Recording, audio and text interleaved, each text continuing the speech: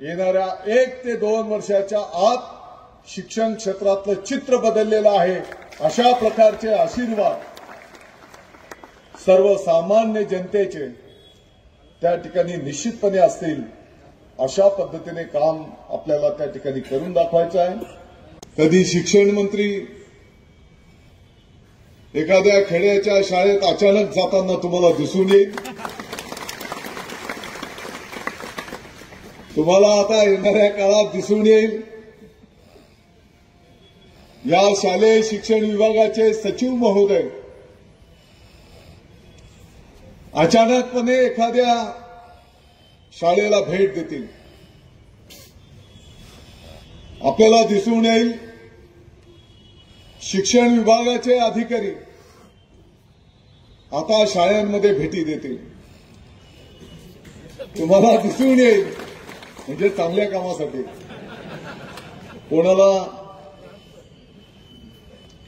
शिक्षक बंधू भगिनी असतील कोणाला त्रास द्यायचा नाहीये। मी पहिलेच सांगितलं की त्यांच्या अडीअडचणी त्यांना विश्वासात घेऊन आपली काम करायची पद्धत राहिलेली आहे। कोणताही विभाग असू दे, पहिले आपण आपली जबाबदारी करून दाखवतो, आपली जबाबदारी आपण पार पाडतो आणि मग आपले हक्क जे असतात ते हक्क आपण मागत असतो। आणि म्हणून या विभागाच्या कर्मचारी अधिकाऱ्यांच्यासाठी सुद्धा त्यांच्याही अनेक अडीअडचणी आहेत।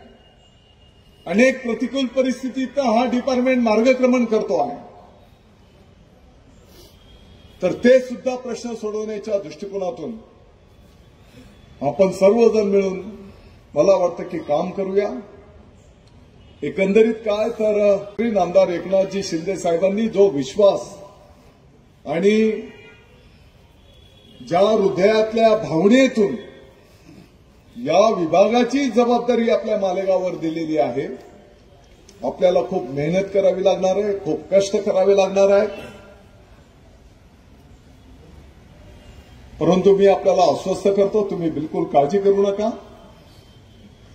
नेहमीप्रमाणे आपण सर्वजण मिळून कष्ट करू, वेगवेगळ्या माध्यमातून पाठपुरावा करू।